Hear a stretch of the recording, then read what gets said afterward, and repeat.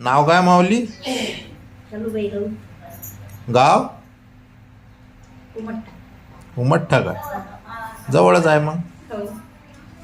मुलं किती आहे? काहीच नाही. एकही नाही. नाही, मुलगा मुलगी कोणीच नाही. कोणीच नाही. आणि मालक? मला काही नाही. मालक वारले का? हो. कधी? पोरगी चौथीत होती तरी. हो का? मग पोरगी तर होती ना?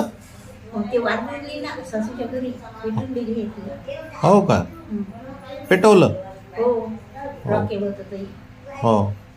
त्याच्या रॉकेल आणि पेट्रोल हं. पिण्याचा मिक्सर. हो का? हो. किती वर्ष झाले मुलीला वारून?